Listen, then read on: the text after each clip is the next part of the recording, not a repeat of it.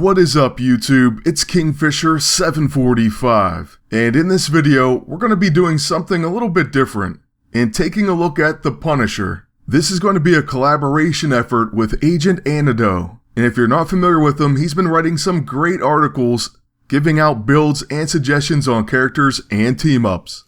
So basically he reached out to me and asked me, hey, do you want to do something on Punisher? And I said yes, that's something that I've wanted to do for some time now. So in this video, we're going to be using his suggestions. And really, they're not too far off what I would have chose as well. But besides that, he also gave us some team-ups that we're going to be trying out. And as far as his articles and write-ups, I'll try to link you to something in the description below. So check it out. Now, of course, we're going to be using his prepared EISO. And that's one of the reasons why I was really excited about covering Punisher. I said I would back when I got all these, and then it just kind of slipped my mind. Besides that, we're using Inspiring, and he suggested either that or Sandy, and I like boosting my entire team stats, so I go with Inspiring.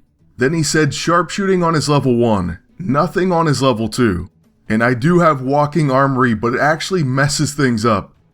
Especially if you have a level 15 Punisher, there's a much better way to use him then. For his level 6, we have the Bursting AISO. And of course, upgraded on his level 9. Now as far as using the Punisher, I think everyone probably has their own preferences. But there's a few little tricks that I like to do with him.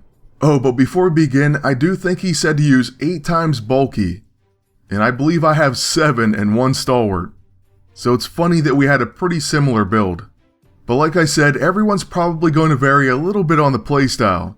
But as far as the team-ups, Magic was one of his suggestions. So let's go ahead and check them out in action. Right away, she's going to activate a stepping disc for our entire team to dodge Gamma Bomb.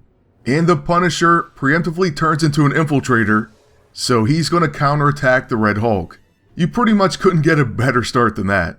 After that incredible start with my agent, we're going to go ahead and use the Blackest Void. That's mainly because they have Warding Essence, and we want to be able to put debuffs on them, or else we'll never get that battle van to do the right damage. I'm looking for a really big hit from it, but it can be difficult to set up. I don't always get the best numbers. So we'll just have to see what we can do with this team. Now on Magic's turn, we're going to go ahead and use the Soul Sword on the Agent. The cool thing is there's a bunch of intangible and ethereal agents right now, and Magic's going to hit them anyways. Unfortunately, they do counter with the Force of Life Blade. And I don't see anything wrong with it, but that intangible seems to last forever. And oftentimes when it activates, it lags my game for some reason. Still though, there's actually some benefits to it as well. I like when a Protect agent uses it, and then I can still hit his other teammates, since he can't protect while intangible. So I get kind of excited sometimes when I see it, depending on who I have and who's attacking. As far as the Punisher though, right now he has combat reflexes, and we can still go as a blaster and really hurt that Bruiser Horseman of War. Then following a Searing Smash, our agent's going to really be able to debuff these opponents. First, we're going to use the Neuropurge for pressure points debuffs. Remember, his battle van has Paragon Exploiter and now Exploit Attrition. So we're going to actually use the Smothering Shadow. That of course puts some really powerful dots on the enemy team. Then we kind of just have to hope that the enemy agent doesn't wipe away these debuffs, and we actually make it the Punisher's turn. So that's another little wrinkle that could mess us up. But he goes with the Skeptic. And we're also going to counter with Stepping Disc. I'm not going to lie, I was pretty excited when he went ahead and used the Skeptic. So now with Magic, she also has Paragon Exploiter and Exploit Attrition by the way on her Soul Flare. Instead though, we're going to use the Stepping Disc on the enemy agent. We're mainly just trying to keep their health a little bit low and set up for the Punisher's battle van. But hey, we also get a follow-up attack, so we'll take it. Then with that lag spike, that means he's going to counter with the Force of Life Blade. I pretty much know it's going to happen. But Magic comes right back with a Stepping Disc. And that's after an Eye Bite Sting. So she's really showing her worth in this fight. And I have to say, I do like her as a team-up for the Punisher.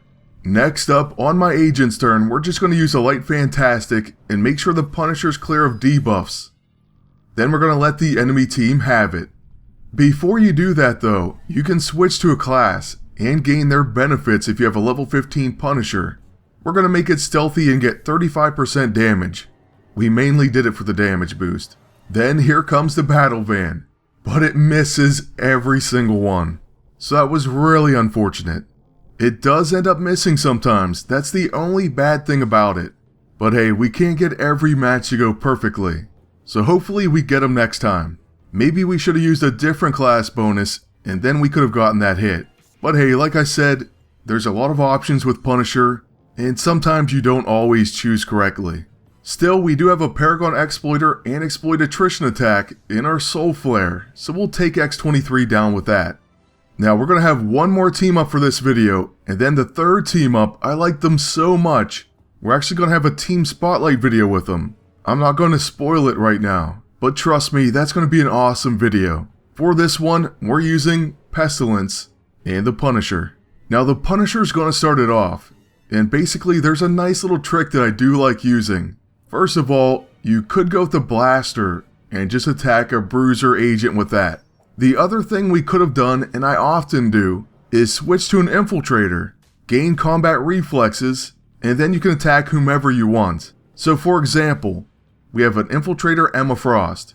We may end up going stealthy, then switching to Scrapper, and we'll get 2 attacks on her. It's pretty awesome and it bypasses protectors. So there's a lot of utility when using the Punisher. And by the way, on Beast level 6, we did place Despair. So it's a pretty sick combination with him. That would be the lethal AISO. But we still use the Ionic Devourer just because. It's not a bad option, it heals our agent, and it's an AoE attack. So I figured why not. But like I said, on Beast, we have that lethal AISO. We also have the covert EISO. So he's going to preemptively counter. And here goes Mask of the Red Death for another Despair. Not really necessary, but we also want to put that ISO Contagion on the enemy.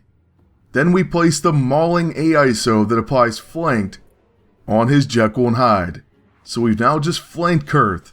And one of the best things about this team up is, remember we were worried about debuffs getting removed? Well, you definitely don't have to worry about that when his teammate is Pestilence Beast. So that battle van shouldn't have any problems getting ready. We're not quite there yet though. So let's go ahead and make our attack stealthy like I was talking about earlier. And hopefully we can avoid that Dark Energy Blade, which is quite annoying. And it may be one of the Punisher's weaknesses. It seems to interrupt his attacks quite a bit. But now that we're stealthy, we're going to use the Migrant on the enemy agent. And it does hit. So he's a little less than 50% HP. But he also gets an extra turn. Now here comes the Lunacy, which is very annoying. And hopefully that doesn't cut our stamina down too much. With his actual attack though, he's only hurting himself. And the next one he gets preemptively countered. So go Beast. But okay, he is going to use a Hailstorm. And for that, we're going to counterattack him. Remember, the Punisher does have combat reflexes right now. To be honest, this turned out to be a much more interesting fight than I thought it would be when we started. But hey, I think that's a very good thing for the video. Now on Beast's next turn, we're just going to go ahead and recharge. And on Kurth's turn, she's going to use Love Meat on the Punisher. But it's about time he called his battle van. What do you think? We thought about it for a bit.